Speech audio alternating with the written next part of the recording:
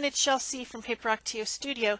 Today I'm sharing with you my days 20, 21, and 22 of the Artist Trading Card a Day Challenge, which is all the month of June all the way to the 30th. So time is, winding down, and I got about a week left. and I've been keeping up with this, and there are so many people out there doing it. You need to go search the hashtag ATCAD2017. Instagram, Facebook, just put that in your search bar and you will find hundreds, literally hundreds of great artist trading cards that people from all over the world have been doing. So my card for day 20, it's a mermaid, and I had actually agreed to trade with someone a mermaid, and then I forgot about it when I was in Hawaii, and now I just remembered. So I thought I better draw one. So this card is 100% illustration and coloring. I started out drawing my mermaid using my Graph Gear 1000 soft graphite mechanical pencil. This is what I like to draw with. The soft graphite is blendable. It's even a little bit water soluble, and it erases well with a soft white eraser. So I did my entire drawing in that, and then of course I got out my Faber-Castell Pitt pen, my illustration pens set, and I used the extra small and the small size nibs. I like to vary my line weight to make an illustration more dynamic. It might not be something that you notice immediately, but it is noticeable in the details. So obviously a bigger illustration would have a lot more variation. This is so tiny. These cards are 3.5 by 2.5 inches, or that is 9 centimeters by 6.5 centimeters if you're doing it that way, and that's an approximation for centimeters. So you're fitting a lot in a small space. But I went over all my lines using my 2 pens. The Pitt pens are an India ink, and so it is permanent when dry. I'm using watercolor paper. This is 140-pound cold press watercolor paper. It has a smooth and a rough side. I'm using the smooth side, obviously, for illustration. So then I got out my water-soluble pens. These are the SEI pens. They're a brush pen. So I got them from Japan before the clean colors came out. Now there's the clean color pens, which are a very similar idea. But each little pen is, instead of being a felt tip or something like that of a marker, it's got a little brush on it, which is the same brush as you would get in the water barrel brushes. It's kind of a synthetic, I don't know what it's made out of, but it's soft, and that's how the ink inside is delivered on these pens instead of you know what I mean, okay? You know what I mean. Having a hard time describing it, but they're fun and they're completely water soluble. So it's kind of like a watercolor in a little brush pen. And then I also have my water barrel brush that has the smallest brushes on the end. I buy them in sets of 3, so you'll have, or sometimes even 5. There'll be like a flat brush, and then all the different sizes of round brushes down to the smallest, and this is the smallest one. And I'm just using, like in the water, I'm using the dark blue and then moving to a teal and then blending out to a light blue at the top to create the idea that there is depth in the water, because at the bottom of the ocean would be darker than the top. We just know that, it's just something we know. So I did use 3 different colors, and I blended them together using quite a bit of water. I mean, not so much that it's smooshing everything all around the card, but enough water that I could blend those colors together very seamlessly to kind of make an ombre effect. And there is a nice skin color in this set, so it's a Caucasian skin color, so I use that and then some of the pink to add shadows. Because I don't have a lot of variation in color, I'm using multiple stroke. So I go over the whole skin with the skin tone to begin with, blend it, let it dry a little bit, and then I go over with the same color in the shaded areas to make it a little bit darker in that areas. And then I finished up like I'm doing right now with the pink, and then in some cases even taking the pen and blending over the top of the pink to, if it was too pink, to make it blend in to the shadows. And then on the bridge of the nose and forehead where I wanted to lighten it up, if it got too dark, I used the water, the pure water, and went over the area I wanted to lighten, and then blotted it with the dry cloth. So it's fun to play with these markers.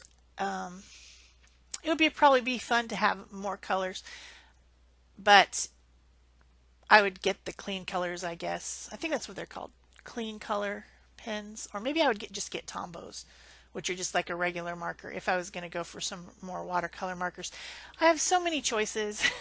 There are so many choices out there in the craft world, and I tend to find something that I like and use it a lot, and then I realize that for video I need to vary what I'm doing. I need to show a lot of different things to a lot so that people don't get bored. And so I get a different product and I try that one out. Sometimes I go back to the other one. I mean, I want people to be interested in my videos, and so I do try to change my techniques and products a lot. And I also, of course, really like to experiment.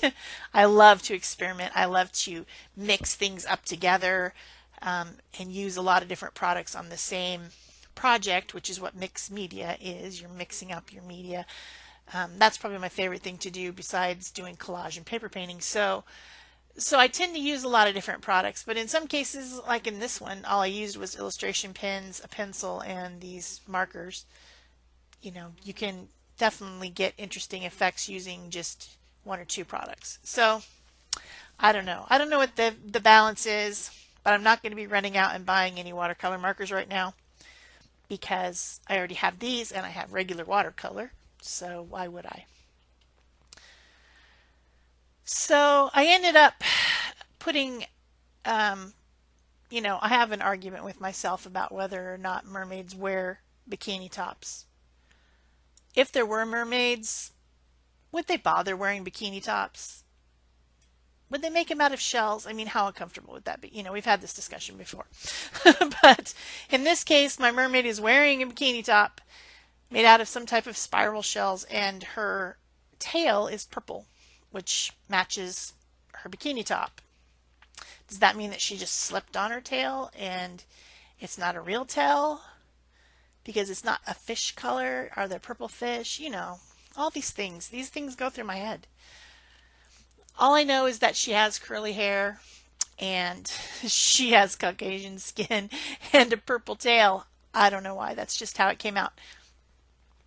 I wanted something that contrasted with the green and blue in the background, and that's the reason that she has a purple tail. That's the real reason, for contrast, so that she stands out away from the green and blue background. That's why. Her little fishy friend is orange and yellow, and also the starfish on her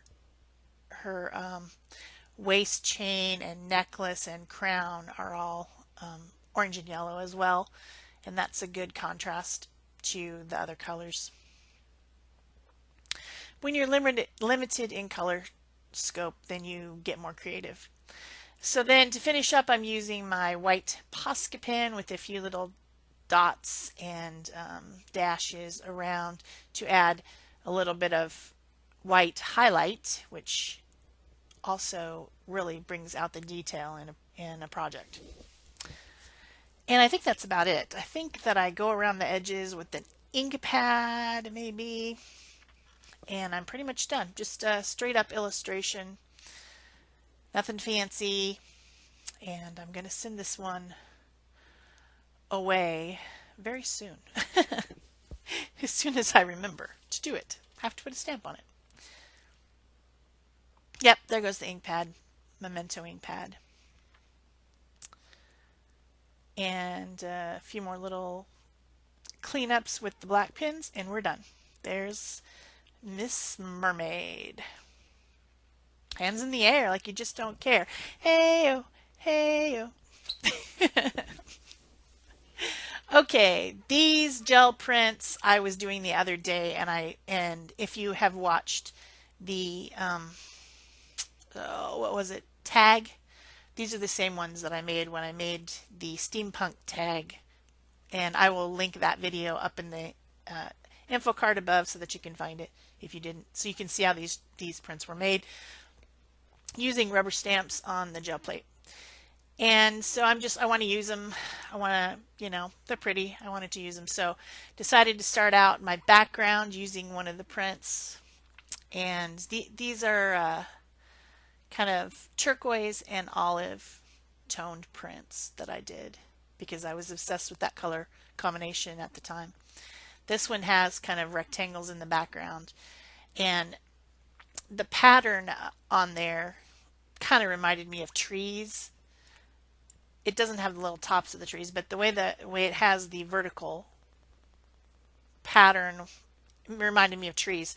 So I decided to use some stamps of pine trees and make it kind of a wood looking, out in the woods type card. I sort of missed making anything at all for Father's Day, so this is my shout out to the dads out there. This one's pretty masculine for you, okay? I don't think a lot of dads watch my channel. I think it's pretty much all women. But there are a few guys that watch. I have had comments from guys, but not a whole lot. So I don't know why that is. I really have no idea. I can't even speculate as to why there's more guys doing this type of craft or art or whatever you want to call it than there is females. I don't know. I don't know. That's a whole nother discussion. But what I did was I stamped it in Versamark, which is just basically a sticky, oily ink that's clear. And then I got out my pan pastels and went over it. And where the sticky ink is, the powder from the pan pastel attaches to it and then your image starts to show. And so I was going to do the same thing with my moose, and because I think mooses are in the woodsin, moosin in the woodsin. That's a whole nother joke from Brian Ragan. We won't even go there. moosin in the woodsin. Okay, stop, Shel, stop it. But when I put the moose on and I put the pan pastel on there, the whole thing was just too dark, and the moose didn't stand out from the trees. So I tried to add some lighter pastel, and I just didn't like it. I didn't like it. I just straight up didn't like it. So I decided maybe I will outline the moose with some white Posca pen and try to make it stand out from the background in that way. Like maybe it was just a silhouette illustration or something. It obviously is a silhouette stamp. So, did that. Hated it. So I tried a few other things in between, which I just had to cut out because there's too much footage of these three things to fit in 20 minutes. So I cut out all the other junk. I tried to fix it, and this is the ultimate fix. I took a piece of deli paper and stamped the moose onto that, and then glued it to the back of one of my other prints that was from the same day, same printing session, which you can see in the video up there in the corner in the iCard. And I cut that out, and I left the cutting in here because one of my commenters was saying, you know how I hate it when people say, to make it pop. I hate that. She said, well, she hates it when people say fussy cut. Why can't it just be called cutting out? You just cut it out. You just cut it out, right? Which is true. But in this case, this was some fussy cutting. Let me tell you what. I wanted it to be perfect, and I kept trimming and trimming and trimming, fussing. This was the true definition of fussy cutting. So maybe not all cutting is fussy cutting, but that was. So that's for you. Then, of course, I got out my new Liquitex gel matte medium, because my old one, you saw at the beginning when I was trying to glue this on, that is empty. I don't know how I go through that stuff so fast. It's like I drink it. you know, I don't even know. It just goes by so fast. I need a huge, giant, like gallon-sized bucket of it, but I'm sure that would be very expensive. I don't even know how much that would cost. So then once that was dry, I went ahead and went around the edges of the card with archival ink, which is the potting soil color. And then, because I still had a few of those little white lines left over from where I had outlined the original stamped image, I got out my Stabilo All pencil and did my shadows, and that was able to take care of any, you know, anything that might be bothering the silhouette around the edges and made it stand out from the background very well. So blending that with my water barrel brush, of course, to make it feather out and blend. Yeah, if you're enjoying this video, please remember to give it a thumbs up. Leave me a comment so I know that you were here. I don't know it was you that gave me a thumbs up if you don't leave me a comment, because I can't tell who left the thumbs up. And of course, subscribe if you haven't already, and remember to turn on your notifications, because you will not be notified of all my videos if you do not turn on the notification bell thing. You'll just get some notifications some of the time. And of course, share if you want to. Share it with some guys in your life. So there's the Woodsy moose. He's woodsy and he's a moose.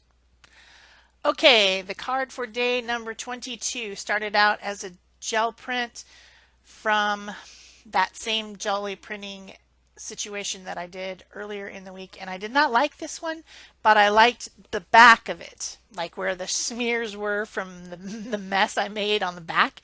It was really pretty, but I wanted to tone it down a little bit because I wanted to do some spraying over the top of it. These are my new Marabou mixed media art sprays. These are really cool because if you're a mixed media artist, you understand that every time you try to spray something and you put anything over the top of it, it smears, because with the exception of the Deco Art sprays, all the other sprays are water soluble. These are from a German company, and they've just recently become available in the United States. I've been wanting them for a while because my German friend Andrea, there we go, Kidman, told me about them. She's like, just get the Marabou sprays. I'm like, okay. So I tried to get the Marabou sprays. Guess what? Couldn't get them. But now I can, and I have 12 of the colors so far. They come in a lot of colors. And when these are dry, they don't smear. They're not water soluble. They're permanent once dry. So they're pretty darn awesome. I haven't used them that much yet, but you will see me using them in mixed media projects. So I sprayed over the card with the tangerine color, and the other one is maybe, it's a red, I can't remember, but I will put all the products in the description box below the video where it says see more. All the products with links to them will be down there, and you'll be able to see which color I used. Then I decided to just do a little assembly over the top, and so I got out some different scraps that were in the box next to me on the floor. And this scrap has a lot of different words on it, and I decided to use metal finding, and these little ones that look like frames, I thought I could frame a word from that piece of paper, which is from Seven Gypsies company. Just has a lot of different words on it. So I decided to do that and put that as my focal image. So I trimmed it out, and then I made it a little orange border so that it could match the orange in the background, and glued it into that little metal buckle thing. And then I'm just assembling my, like, kind of a little abstract collage. And when you're doing this, there's absolutely no wrong or right way to do abstract. But there are things that make it more pleasing to look at. And one of the things that I think about is the focal point being in one of the thirds. Like if you divide, it's the rule of threes. If you divide the paper vertically and horizontally in threes, then where one of the intersections is, where two lines cross, is a good place to put a focal image. And for some reason, I guess maybe because I'm predominantly right-handed, I seem to like the lower right corner. Occasionally I put the focal in the upper left, but most of the time I put it in the lower right. So I don't know why that is. It's just what I like. It's what I like to look at. And so that's what I do. So I just have a few little pieces of paper, a piece of burlap, and then I found this stamp. It is absolutely not related to anything. It's just happens to be a stamp that was the right color, and I thought it looked good on there. It's not a statement about anything about the Queen or the EU or anything. No statement here. Just thought it looked good on there. And so I put my little word hopeful in its little frame, and then just to make everything more cohesive and to make different pieces stand out, I used my Stabilo All pencil with a water barrel brush and went around with some black. I also went around the edges of the card using that Memento black pad. So bringing a little black into the foreground to link everything together.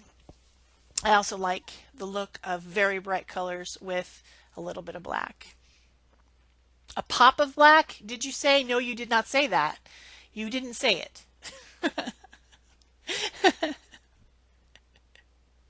It's a thing. It's just a thing.